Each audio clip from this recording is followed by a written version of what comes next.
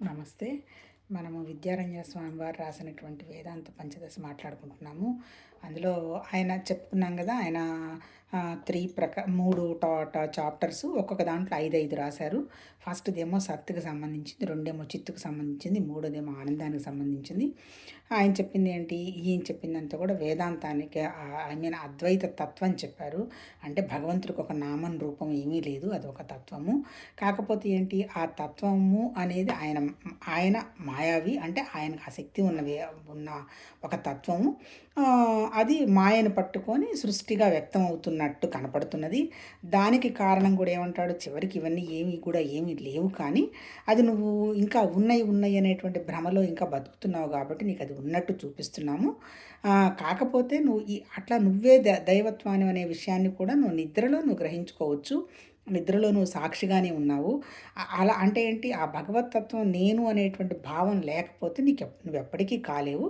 అది మనలోనే ఉంది అని టోటల్ కాన్సెప్ట్ అది. కాకపోతే ఆయన ఏంటి, మనం అనుకుంటున్నాం కదా అది అని, దానికి ఆయన ఒక్కొక్క దానికి వివరణ ఇస్తూ వస్తున్నారు. సో మొట్టమొదటి వచ్చేంటి, నువ్వు సత్తనన్నీ నువ్వు తయారు చేసుకున్నటువంటి భూతం అంటే ఏంటి? వ్యక్తం అవుతున్నటువంటి భూతం అంటే ఏంటంటే ఓ పైకి కనపడుతున్న ఒక ఎలిమెంట్ అనమాట. అది అందులో నుంచి నువ్వు డివైడ్ చేసి చూస్తే నీకు సత్ అనేది నీకు తెలుసు. సత్ అంటే ఏంటంటే భగవతత్వాన్ని నువ్వు గ్రహించుకుంటూ ఉంటావు. ఆ 99 వచ్చేమో విశేషాలు, ఉన్నదంతా అదొకటే. అలాగే జీవుడిగా ఏం చూపిస్తున్నావు? పంచకోశాలు చూస్తున్నావు. అందుకని అన్నమయ కోసం, ప్రాణమయ, మనోమయ కోసం ఇవన్నీ కూడా నువ్వు కాదు. ఇవన్నీ దాటిన తత్వం నీది అని చెప్తూ, ఇంకా మూడోది ఏమన్నాడు? ద్వైత వివేకం అంటే ఏంటి? నువ్వు అన్ని భేదంగా చూస్తున్నావు, అదంతా లేదు, ఉన్నది ఒకటే. ఆ తర్వాత ఇంకా ఏం చెప్తాడు? మహావాక్య వివేకం అంటే అదే ఉన్నదంతా ఒక్కటే పరమాత్మ అనేటువంటి తత్వాన్ని ఆ 4 వాక్యాలు ఉపనిషత్తులు ఏం చెప్పిందో అది అనలైజ్ చేశాడు. సో సెకండ్ టాపిక్ వచ్చి ఏం చెప్తున్నాడు? చిత్రదీప ప్రకరణం చెప్తున్నాడు. దాదాపు ఒక 10, 12 టాక్స్, అంటే వాళ్ళు చెప్పింది ఒక 1.5 అవర్, 2 అవర్స్ చెప్తే నాకు అర్థం చేసుకుంది. అంతంత దూరం నేను వరుసగా అది నేనేం కాపీ చేసేంత శక్తి భగవంతుడి దగ్గర నాకేం పెద్దగా లేదు. కాకపోతే నాకు అర్థమైంది, అది నేను రీప్లేస్ చేసుకుంటూ జరుగుతూ ఉన్నదనమాట. ఇప్పుడు ఆయన ఏం చెప్తున్నారు? చిత్రదీప ప్రకరణంలో ఏంటి? అసలు అది వండర్ఫుల్, ప్రతిదీ చిత్రమే అని చెబుతూ ఆయన ఇందులో ఏం చెప్పారు? ఒక్కొక్క ఫిలాసఫీ ఒక్కొక్కళ్ళు ఏం చెప్పారో అవన్నీ చెప్పి అల్టిమేట్ ఏంది? అద్వైత తత్వం తప్ప ఇంకొకటి అంటూ ఏమీ లేదు అని చెప్పి ఆ సిద్ధాంతాన్ని ఆయన ఎక్స్ప్లెయిన్ చేసుకుంటూ వచ్చారు. ఇందులో ఏం చెప్పారు? ఉన్నది ఒక శక్తి ఉంది, అదే చైతన్యం, భగవతత్వం, జ్ఞానం, వాటెవర్ ఇట్ మేబీ. అదేం చేసింది? కానీ ఇప్పుడు ఆ సృష్టి జరగాలంటే ఆయన చేయలేదు, అంటే భగవతత్వం జరగలేదు. ఆ శక్తి మాయ ద్వారా వ్యక్తమయ్యి మాయ ద్వారా సృష్టి జరిగినట్టు కనపడుతుంది అని చెప్పాడు.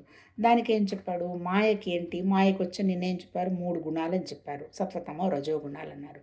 తర్వాత ఇంకా మాయకి ఇంకా ఏం చెప్పారు? 3 దాన్ని కనుక్కునే పద్ధతి, 3 అవస్థలు చెప్పారు. ఏంటి? జాగ్రత్త అవస్థ, స్వప్నావస్థ, సుషుప్తి. ఇప్పుడు నిద్ర లేచాము. నిద్ర లేచినప్పటి నుంచి ఏం చేస్తాము? అంటే ఇప్పుడు ఈ మాయకున్న 2 లక్షణాలు ఏం చెప్పారు? ఒకటేమో విక్షేపం, 2 ఆవరణం. ఇప్పుడు నిద్ర లేచినప్పటి నుంచి మన పని ఏంటి? కుటుంబం, ప్రపంచం, అంతే కదా! అటు పరిగెడదాం, ఇటు పరిగెడదాం. దాన్ని విక్షేపం అంటాడు. తర్వాత తెలియకుండా ఒళ్ళు మరిచి నిద్రపోతాం, దాన్ని ఆవరణ అంటాడు. అంటే ఏంటి? అంటే ఇదంతా కూడా ఒక మాయ వల్లనే నడుస్తుందనమాట. లేకపోతే మన బుద్ధిని మన ఈ బుద్ధిలోనే చైతన్యం కూడా ఉన్నది. కానీ మనం బుద్ధిని పెద్దగా, అంటే అంతగా మనం ఉపయోగించట్లేదు కదా! ఎంతసేపటికి ఎంత ఉపయోగిస్తున్నాము? నేను, నా గురించి, నా కుటుంబం గురించి, తర్వాత ఏదైనా ప్రపంచానికి సంబంధించి అంటున్నాము. అని మళ్ళీ ఆత్మవంచన లేకుండా 100% మనం కంఫర్టబుల్గా ఉన్నామా అని చెప్పగలుగుతారా ఎవరైనా? అంటే ఏంటి? పరిస్థితులు, ఇదిగో వాళ్ళు అలా చేయమన్నారు కాబట్టి మనం ఇలా చేస్తున్నాము, వాళ్ళు ఇలా కొనమన్నారు కాబట్టి మనం ఇలా కొంటున్నాము. ఇట్లా ఏంటి అంటే దానికి కూడా ఏంటంటే ఒక ఒక ఒక ప్రాసెస్, ఒక వంచన అని చెప్పడం అంటే ఏముంది? అంటే వాటి మీద మనం ఆధారపడి చేస్తున్నామంటాడు. అట్లాగే ఆవరణ అంటే నిద్ర. మనకి నిద్రలో ఏముంది? 7 గంటలు, 8 గంటలు నిద్రపోతాం. ఈ ప్రపంచం మనకేమీ తెలియదు. అది అది కూడా, అంటే ఇదంతా కూడా ఒక మాయ, అంటే మాయ వల్లనే నడుస్తుంది అని చెప్తాడు. తర్వాత ఇంకా ఏం చెప్పారు? ఈ మాయ నెక్స్ట్ ప్రాసెస్ ఏం చెప్పాడు? టైము, స్పేసు, ఆబ్జెక్ట్ అంటాడు. అంతే కదా! భగవతత్వానికి నామం, రూపం, ముందు, మొదట, తర్వాత మధ్యలో వ్యాపించడం ఇటువంటివన్నీ ఏమీ లేదు. ఉండడం అంటే ఉన్నది. కానీ ఈ ఉన్నట్టు కనపడుతున్నది ఇవన్నీ కూడా ఎక్కడ జరుగుతున్నాయి? మాయలో జరుగుతుందంటాడు. మాయలో జరగడం అంటే ఏంటి? భగవతత్వం ఉండింది కదా! అది ఒక ప్రకాశం, అది ఒక చైతన్యం.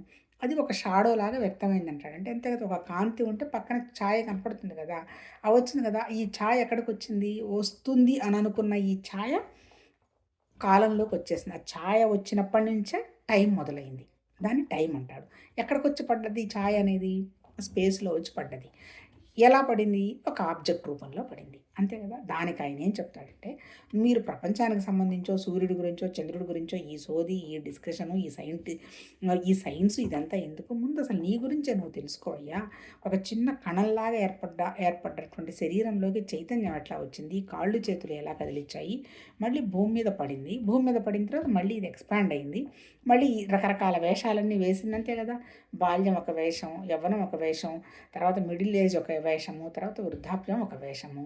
ఆ తర్వాత మళ్ళీ దాని తర్వాత ఏమైంది? వృద్ధాప్యం వచ్చేటప్పటికి మళ్ళీ కృషించటం మొదలుపెట్టింది. అంతే కదా! ఎవరైనా అంతే కదా! ఈ భూమి మీద ఎవరేముంది? ఎంత సైన్స్ తెలిసామన్నా, ఎంత వేల కోట్లు సంపాదించామన్నా, ఈ మాయకు సంబంధించింది ఎవరికీ ఏమీ అంతుపట్టటల్లా. వాళ్ళు చెప్తున్నారు, ఇదిగో మనం ఏజ్‌ని పోస్ట్‌పోన్ చేయొచ్చు అంటాడు. మళ్ళీ ఏజ్‌ని పోస్ట్‌పోన్ చేయడంలో మళ్ళీ వాళ్ళు చెప్పే పద్ధతులేంది? మంచి ఆక్సిజన్ తీసుకోవటం, మంచి ఆహారం తీసుకోవటం, మంచి ఎక్సర్సైజ్ చేయటం. అంతకు తప్ప ఏదో ఒక పిల్లిచ్చి నీ 20 ఏళ్ల వయసుని 20 ఏళ్ల వయసుతోనే ఉంచుతానని ఎవరు చెప్పలేరు. అంటే ప్రయత్నాలు జరుగుతున్నాయి. దానికి ఈయనేమంటాడు వేదాంత పంచదశలో, ఈ బోడీ ఈ పిచ్చి పిచ్చి వాటి గురించి ఎందుకు నీ వెధవ పరిశోధనలన్నీ, నువ్వు జనాల్ని నాశనం చేయడానికి పనికొస్తాయి తప్ప ఇంకొకటి కాదు కదా. ముందు అసలు నువ్వంటే ఏంటో నువ్వు తెలుసుకో. నీ గురించి నీకేమన్నా పిసరంత తెలుసా? ఏం తెలీదు కదా. మర్రి విత్తనం లాంటి ఒక చిన్న బీజం వచ్చి పెద్ద మర్రి విత్తనం అయింది.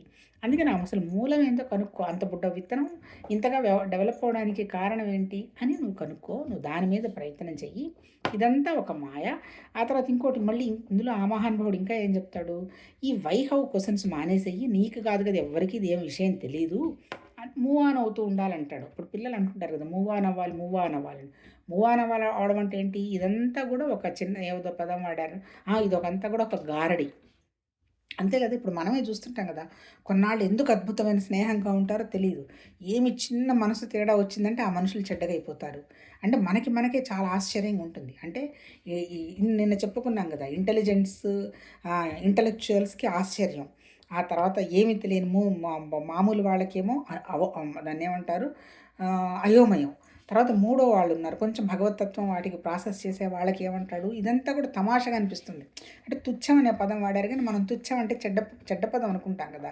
ఇందులో తుచ్చం అంటే చెడ్డ పని కాదు. అంటే ఏంటి? ఇంత తక్కువ వ్యవహారం కదా ఈ మాయ అనేది. ఎవరికి తెలుస్తుంది? ఇది మాయ అని గ్రహించుకున్న వాళ్ళకే తెలుస్తుంది. అంటే ఏంటి? ఈ సృష్టి అంతా అంతే కదా, ఇంత చిన్న విత్తనంలో నుంచి ఇంత పెద్దగా వచ్చింది. మరి నిజంగా నీకు చెప్పాలంటే ఇదంతా కూడా ఏమీ లేదు. మరి ఎందుకయ్యా ఇదంతా చేస్తున్నావు అంటే, నువ్వే నేను బలహీనుణ్ణి, నేను దాసుని నన్ను ఏడుస్తున్నావు కాబట్టి ఇదేదో ఉన్నదన్నట్టు చెప్తున్నావు. నిజంగా ఇదంతా ఏం లేదు. నిద్రపోతున్నప్పుడు నువ్వు సాక్షిగా ఉన్నావు. ఈశ్వరులాగానే నీ మనసు నీకేం పనిచేయడం లేదు కదా, కానీ అప్పుడైతే నువ్వు ఉన్నావు కదా. అలాంటి భగవతత్వానివే నువ్వు. నేను ఎప్పుడైతే ఆ భగవతత్వానివి అని అనుకుంటావో, అలా అనుకోవడం ఎప్పుడు జరుగుతుంది? నిజంగా నువ్వు కాకపోతే నువ్వు అనుకోనే అవసరమే లేదు అంటాడు. అంటే అర్థం ఏంటి? సూక్ష్మంగా ఏదన్నా ఉంటే తప్ప అది స్థూలంగా వ్యక్తం కాదు. అంటే అది ఉండకపోతే నీకు అసలు అట్లాంటి ఆలోచన వచ్చే పరిస్థితే లేదు. కాబట్టి నువ్వే అహం బ్రహ్మాస్మి, నువ్వే పరమాత్మతత్వం అన్నప్పుడు ఈ బలహీనతలన్నీ ఎందుకు? ఇప్పుడు అమ్మవారు అంటున్నారు, రకరకాల అలంకారాలు చేస్తున్నారు. అమ్మవారు ఆకారమా? లేదు కదా, నిరాకారం. అట్లాగే అయ్యవారు అంటున్నారు. తర్వాత ఆయన ఎవరు, మా వెంకటేశ్వర స్వామికి పెళ్ళిళ్ళు, ఈ అలంకారాలు ఇవన్నీ చేస్తున్నారు. ఇవన్నీ వాళ్ళు అడిగారా? కాకపోతే ఏమంటాడు ఆయన, ఏదో మీరు చేసేడుచుకుంటున్నారు కదా, చేసుకోండి. అలంకారాలు చేస్తారా? చేసుకోండి. మనుషులందరూ ఉన్నారా? చేసుకోండి.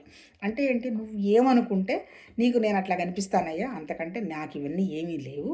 నువ్వు నేను ఒకటేను. కాకపోతే నువ్వు బలహీనుడు అనుకొని నేనేదో సపరేట్ అనుకొని నువ్వు గోలపడుతున్నావు నీ బుద్ధిని ఉపయోగించి. నిజం చెప్పాలంటే పరమాత్మ చైతన్యం నీ బుద్ధిలోనే ఉంది, నీతోనే ఉంది. అది నువ్వు తేడా లేకుండా కనుక నువ్వు కనుక్కోగలిగితే అదే ఉంటుంది. మరి నిన్ను ఆపుతున్నది ఏంటి? నీ అజ్ఞానం మాయ. అజ్ఞానం మాయ పోవాలి అంటే జ్ఞానం అజ్ఞానం రెండు మళ్ళీ కలిసే ఉన్నాయి. అంతే కదా. రాత్రిపూట నిద్రలో మనకేమీ తెలియదు, ఆవరణ ఆవహించింది. మళ్ళీ తెల్లవారు నిద్ర లేచిన వెంటనే రాత్రి బాగా నిద్ర పట్టిందని పొద్దున్నే చెప్తున్నావు. నీకు ఆ జ్ఞానం ఎక్కడి నుంచి వచ్చింది? నిద్రపోతున్నప్పుడు అజ్ఞానం, నిద్ర లేచిన తర్వాత జ్ఞానం ఉంది కదా. అంటే ఏంటి? ఈ జ్ఞానం అజ్ఞానం రెండూ కలిసే ఉన్నాయి అంటాడు. అల్టిమేట్గా ఏంటి? టోటల్గా నాకు అర్థమైంది, ఎంతసేపు చెప్తున్నా రెండే చెప్తున్నారు. ఒకటి ప్రాణశక్తి, రెండు జ్ఞానశక్తి. జ్ఞానశక్తి అంటే ఏంటి? ఒక ఆలోచన, ఒక జ్ఞానం, ఒక తత్వం మనతో ఉన్నది. క్రియాశక్తి అంటే ఏంది? మన ద్వారా కొన్ని పనులు జరుగుతూ ఉన్నాయి. అంటే ఏంటి? అది ప్రాణం. ఈ ప్రాణశక్తి వచ్చి మాయ, అజ్ఞానం. ఈ జ్ఞానశక్తి వచ్చేంటి? జ్ఞానం, చైతన్యం, భగవతత్వం.